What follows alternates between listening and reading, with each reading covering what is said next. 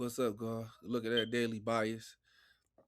How we're going to framework the daily bias and where's our entries? And how can you take advantage of when higher time frame traders are in the market? So here I want to just go over this really powerful trade, what I typically look for on an everyday basis. As you can see, we can take the moving averages off. As you see, the market has open, put it a high, put it a low, and it's trade up for the month, right? So what I'm looking for is once I get my first my green day, right? First green day. It's a powerful move, right? So I'm gonna show you what I look for. Let's say we go into the next day and we just do a replay, run back on what this actually looks like on an everyday basis. You could get asymmetrical entries. So here's a new day. I'm gonna tell you right now where I'm looking to buy it. I don't know where I like that low and I like previous days lows. If I don't get a previous day low going into the next day, I like these lows, right? So depending on when you come to the market, here you go.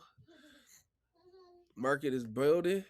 So now it's building liquidity and it built liquidity here, but it took off on me, right? So I'm like, okay, cool. I'm out of this market. Ain't no way I could participate in this. So boom, it builds liquidity intraday after the rally. Where's my next setup at? I'm not worried about catching breakouts because the market's going to accumulate and give me another entry. Now my next entry will be there. I'll check if I get an internal range run. So we didn't get it. We didn't get the run going into this day. This was the setup, and it didn't run previous days low. It didn't run that low, right? Now if I go in a lower time frame, which hopefully I'm able to do, you go in a lower time frame, you see a great trade opportunity right here. You see how powerful this is?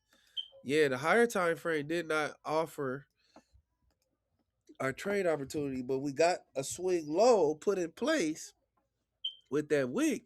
When it ran that wick and it came and tested internal liquidity, then I would have had a lot of confidence. I would have had more confidence going into this trade because liquidity has already been taken. So this is the higher time frame, and I'm going down. I'm saying, oh, there's a lot of momentum in the chart.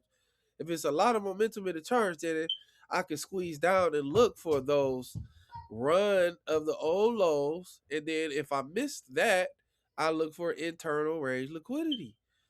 Here's the inefficiency here on the chart. The couple inefficiencies. Here we go. We are in the money, and then you can pull a fib out. Say you don't know anything about that. Pull the fib out. 618, perfect entry at the 618. So here we go. Here we go. And so that's how that trade would have worked out. Now, if I go back to the 15-minute, I know I'm in a bullish market, right? I'm in the bullish market. Where's my trade setups for me? Well, I like that low. I like that low. Do I get it? Do I get it? I don't get it, but it's building. It's building liquidity here and here. Let's see if I get a trade setup. Oh, there we go, guys. There we go. We in it. We ran this low. We are in the money now. Okay, I missed that. I missed that run. Right? You missed that run. What's next? You see it? You see the internal liquidity? You see it?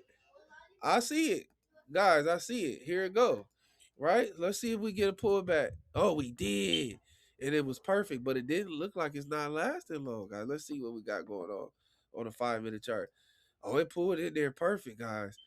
So what are we looking at? Oh, here's the low right here. Or we can enter in or wait for another run of those lows for a better entry. We got it. So let's simulate this buy. Oh, and we missed it. The replay was too fast for me, guys. But you see where I would have entered at? Right there at that low.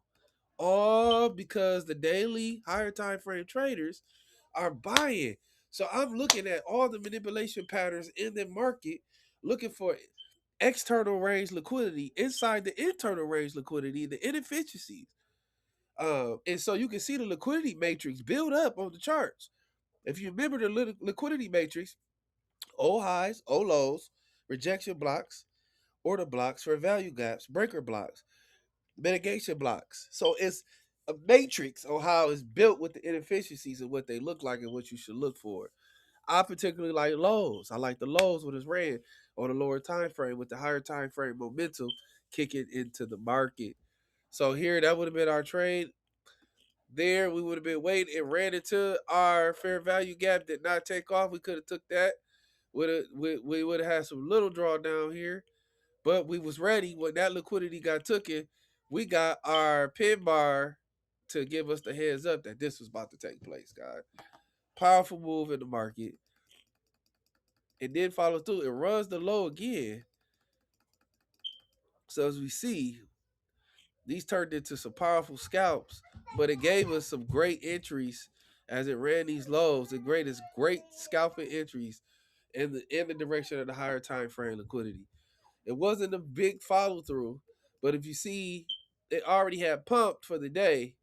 So when it traded back down, it just consolidated for the rest of the day. So you wouldn't want a long range trade at the end of the day, right? You want to catch that when most of the volume is in the market.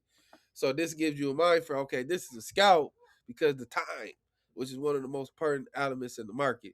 So I hope you see this, how a first green day can set you up for some powerful moves in the market.